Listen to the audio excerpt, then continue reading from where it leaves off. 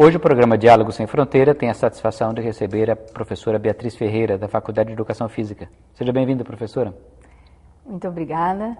É um prazer estar aqui nesse programa e espero dar alguma contribuição para o programa. A professora Beatriz, ela é formada em Educação Física, ela é professora da nossa Faculdade de Educação Física e atua em diversas áreas, numa delas que chama muita atenção e que será o tema do nosso bate-papo de hoje, que é justamente sobre a questão dos jogos indígenas. Eu começaria com a pergunta, professora Beatriz, o que são esses jogos indígenas? Porque a gente conhece Olimpíadas, jogos interuniversitários, o que são esses jogos indígenas? Esses jogos indígenas são jogos que têm por iniciativa os próprios indígenas, né? Ele começa em 1996, na época que o Pelé era ministro do esporte, e por iniciativa desses dois líderes, que foi o Marcos Terena e o Carlos Terena, eles conseguiram fazer a primeira edição desses jogos, né? Então vem assim etnias de vários locais, né? Normalmente os jogos nacionais de 30 a 40 etnias, e eles participam através de jogos que eles fazem nas aldeias, né? Trazem os rituais sagrados também, e também participam do futebol, né? Que é uma linguagem, né? Não só do não indígena, mas dos indígenas também. Quer dizer, então, primeiro, eles congregam diversas tribos, é isso? E aonde fisicamente são esses jogos? Esses jogos são feitos na cidade, então é uma forma de se tornar visíveis, né, para o mundo urbano, né? E então as cidades são escolhidas de acordo com interesses locais, interesses deles também, né? E normalmente eles já tentaram fazer em grandes cidades, né, como Fortaleza, Recife, né? E em Recife também teve Olinda, que as duas dividiram, mas também eles fazem em cidades pequenas, né? Esse último eles já fizeram em Porto Nacional, que foi o último, também já fizeram em Paragominas, né? Já fizeram em Goiânia, Campo Grande, né? Então existe uma variação assim, um pouco do interesse local, o interesse deles, e sempre tem uma questão mística atrás dessa escolha, né? Quer dizer, há um aspecto místico, um aspecto religioso também envolvido nos jogos. É interessante isso, porque nos Jogos Olímpicos gregos, que estão na origem das Olimpíadas modernas, também havia esse caráter religioso muito forte que depois desapareceu nos Jogos Olímpicos, né? Então, no caso dos Jogos Indígenas, quais são as modalidades? Como é que funciona isso? As modalidades são modalidades que eles trazem ligados a uma questão da sobrevivência. Então tem canoagem, tem corrida, tem arco e flecha, e tem também aquelas vinculadas a rituais sagrados, que são corridas de toras. Tem também alguns jogos, aquele que eles chamam de futebol de cabeça, que é uma forma errônea. Na verdade foi a mídia que começou a falar em futebol de cabeça, mas na verdade deveria ser quase que um vôlei de cabeça, porque eles dão tipo peixinho, né, no vôlei e levantam com a cabeça aquela bola e não deixam a bola cair, né? Então tem assim, mas mesmo esse tipo de atividade, ela é realizada em momentos específicos, dentro de cerimoniais e dentro de agradecimentos, por exemplo, de uma colheita, de uma caça, né? Então eles não são jogos desvinculados de uma situação de sobrevivência. Original. E de uma simbologia toda. De uma simbologia mística, né? Mítica, né? Que tem uma explicação mítica através de todos esses jogos. E os competidores, eles são de diferentes tribos? Como é que é a organização, digamos, da competição em si? Bom, assim, eles trazem aquelas atividades que eles praticam nas aldeias, primeiro. Então, corrida de toras, né? Então, quem pratica chavante, tem outras, né, xerente que praticam. Então, quando eles vão, eles levam, né? Uma etnia que não pratica, não traz aquele tipo de atividade, né?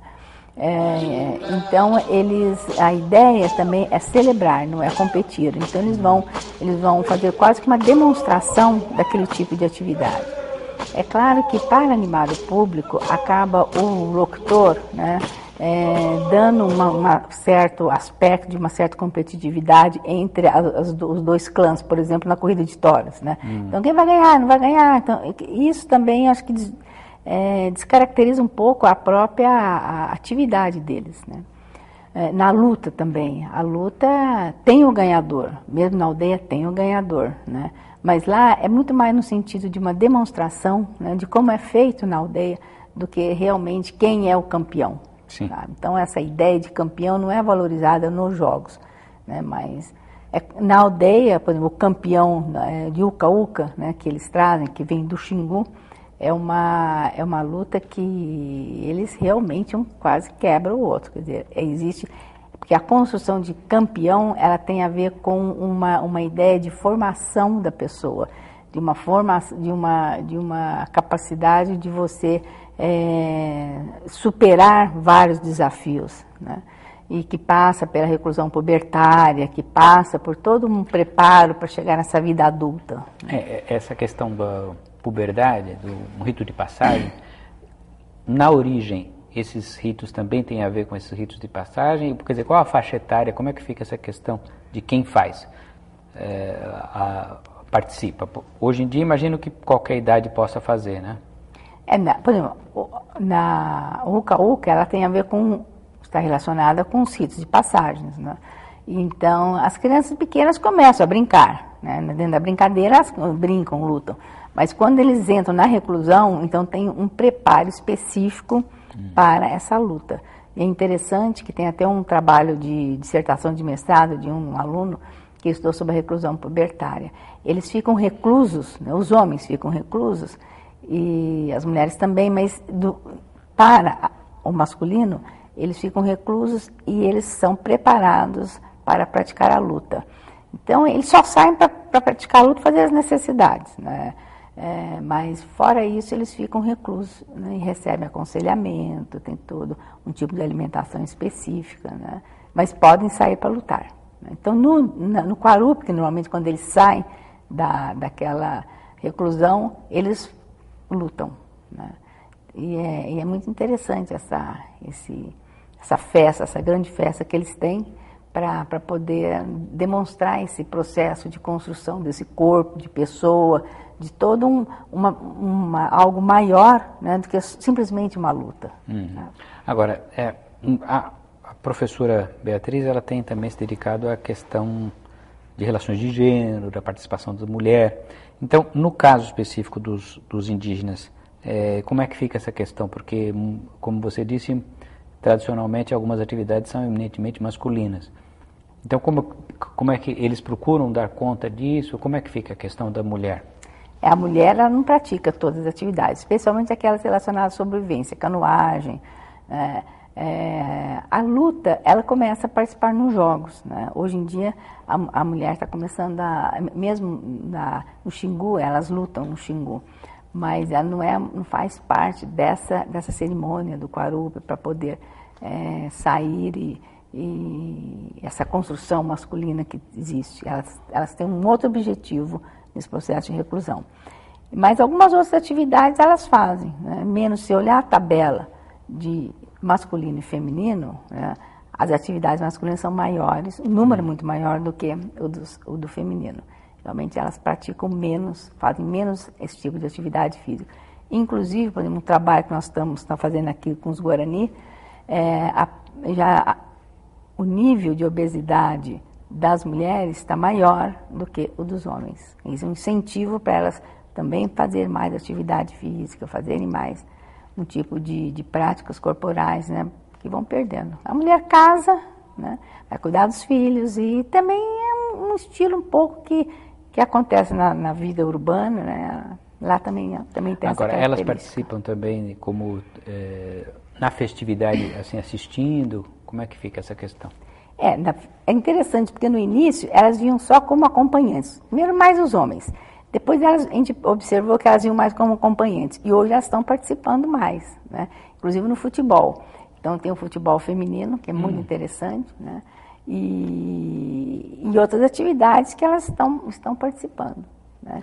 Uma, por exemplo, que também não é uma característica só indígena, que é aquele cabo de guerra. No cabo de guerra elas participam. Então, assim, tudo que tem está relacionado com uma cultura ancestral, dentro daqueles rituais, né, que a mulher não participava, é mais difícil ela trazer esse elemento para dentro dos jogos, né. Mas essas novas, né, figurações, esses novos jogos, né, então isso elas participam. E como é que tem sido feito o registro disso, na forma de filmagens, na forma de livros? Como é que as pessoas podem ter acesso a esse material? Bom, assim, a mídia, ela já existe, né, várias, em geral, as redes de televisão vão lá e tem tido um impacto muito grande. Quer dizer, há uma cobertura. Há uma cobertura da mídia, jornais, né?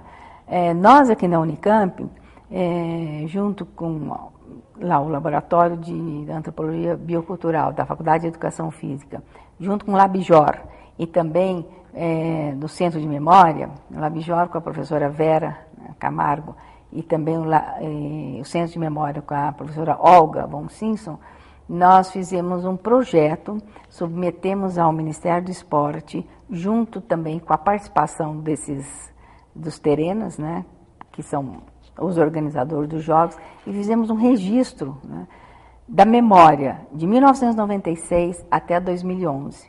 Então, temos um livro, né, que foi publicado, também um site, né, e também um arquivo de fotografias. E quero também dizer que aqui a Rádio TV, né, aqui da Unicamp, ela teve uma participação muito grande, né, através também de todas as filmagens de alguns dos jogos que eles participaram, foi possível realizar todo esse trabalho, né. Há um interesse muito grande, ainda mais agora que estamos nos aproximando de grandes eventos esportivos, na divulgação desse material. Então, eu creio que é um registro muito importante esse que você está mencionando, que está disponível para as pessoas acompanharem. Agora, uma questão também que me parece muito interessante a respeito da questão dos jogos para os índios é qual a importância que os próprios indígenas, na sua organização, dão a uma realização de um evento como esse. Porque a gente sabe que muitas vezes justamente tem esse aspecto de congraçamento, mas também de possibilidade deles se comunicarem, fazerem as suas decisões, digamos, políticas. Então, qual a importância que você vê dos jogos para os próprios indígenas na sua autonomia? Bom, esses jogos têm tido um impacto muito grande. Primeiro porque eles não se conheciam. Esses grandes líderes, é lógico que eles fazem parte de organizações, vão para Brasília, tem reuniões, congressos e tal. Mas lá era uma oportunidade para, inclusive, os jovens que vinham participar, um conhecer o outro. Eles nem sabiam que aquele tipo de atividade era feita numa outra etnia que era tão perto. Depois tem um contato com as diferentes línguas que eles falam, a língua base é o português, mas, né, cada um fala uma língua totalmente diferente da outra e um não consegue reconhecer. Depois dessa experiência de estar juntos, porque eles ficam todos juntos, né, de compartilhar também aquele artesanato que eles trazem, que é maravilhoso, cada etnia traz o melhor que tem, né. E paralelamente, o Marcos Terena, ele organiza o Fórum Social. Dentro desse Fórum Social, eles discutem e fazem debates com assuntos que têm pertinência a eles. Então, sobre educação, saúde, sobre mídia, por exemplo. Isso em paralelo aos próprios jogos. Durante a manhã, porque normalmente de manhã tem um horário livre, né, que eles ficam no artesanato, mas normalmente ocorre esse tipo de atividade do Fórum Social. No final da tarde, que ocorrem os jogos. Então, é sempre assim, no final da tarde, lá por umas 6 horas, né, no pôr do sol, é que eles fazem um tipo dessa atividade. E há outras experiências internacionais nessa direção? Ou seja, existem jogos em outros grupos indígenas, em outros lugares do mundo, e se há uma relação entre esses nossos e esses de outros lugares? Bom, com essa característica só no Brasil, né? Porque no Canadá, normalmente eles fazem aquele jogo de taco, né? Lacrosse. Mas é assim, é um tipo de jogo, então eles vêm para fazer aquele tipo de atividade, né? Em outros países tem esses jogos, né? Mas assim, é 1, 2, 3, não tem essa característica de várias etnias juntos, cada um mostrar aquilo que normalmente faz, a esse congressamento. E quando se convidam os índios americanos, canadenses, eles ficam assim, sabe, entusiasmadíssimos. Eles acham aquilo o máximo, porque não existe lá. Quer dizer, tipo já foram convidados, já houve essa interação de vinda de... Já vem. Então vem. E lá também, lógico, eles estão muito inseridos no esporte moderno, vamos dizer. Então tem Olimpíadas Indígenas, você vai, então, basquetebol, são voleibol, as categorias, são as categorias não indígenas. Então, eles acham assim o máximo aquilo tudo, né? E eu acho que, de uma certa forma, o jogo ele cumpre um papel importante desse congressamento. Existe assim uma certa cuidado, porque eles, se você for na aldeia, eles não estão vestidos com cocares, da forma que eles apresentam. É como se fosse uma festa, né? Numa festa, você chega na casa, você está de um jeito, quando você vai numa festa, você se veste de outra forma. Então, assim, um receio de mostrar que o índio é daquele jeito, e na verdade não é. Hoje o índio, ele não necessariamente ele está nu, né? Ele está usando pena e etc. Mas ele tem um processo de uma ressignificação, né? Mas na cidade, nesse tipo de jogos, eles querem mostrar uma forma de marcar a identidade. Ó, nós estamos aqui, nós existimos, né? E estamos reconstruindo a nossa cultura, né? Estamos num processo de ressignificação. Ao mesmo tempo, eles mesmos estão filmando, os próprios indígenas eles estão filmando, eles estão registrando, eles estão fotografando, eles estão, enfim, fazem parte, eles constrói filmes. Quer dizer, estão, digamos assim, se utilizando de toda a modernidade para também atuar. Eles estão sendo preparados para o mundo de hoje, né? E é uma forma ali, um exercício também para eles se registrarem essas diferentes culturas. E tem outro olhar, sabe? É diferente quando eles mesmos começam a trabalhar e desenvolver toda essa técnica e para mostrar um tipo de... O seu próprio ponto de vista. O seu próprio ponto de vista, Olha, professora, esse tema realmente é fascinante. Eu tenho certeza que o nosso público, que muitos nem sabiam da existência de jogos indígenas, ficará muito interessado em ir atrás das informações. Então eu queria agradecer muito a sua participação aqui, que foi realmente encantadora e inspiradora, eu diria, para que outros possam seguir esse caminho. Então eu queria agradecer, professora. Muito obrigada. E eu que agradeço a oportunidade de poder falar e divulgar esse tipo de movimento, né, indígena, que é tão importante para o nosso país, né, que realmente que eles continuem, né, e agora no Rio Mais 20 eles estão tentando também organizar ocas e vão fazer algumas demonstrações, especialmente culturais, né, daquelas danças e dos rituais deles. Eles querem marcar um ponto muito importante nessa... Quer dizer, teremos uma manifestação também muito importante indígena nessa conferência, nessa conferência do Rio de Janeiro. E mostrar toda essa questão de uma sobrevivência, de um cuidar do planeta, de uma forma diferente, integrada, né, diferente do que nós estamos passando nesse planeta. Tá? Muito obrigado, professora. Obrigada a vocês. E eu convido a todos, então, ao próximo programa Diálogo Sem Fronteira.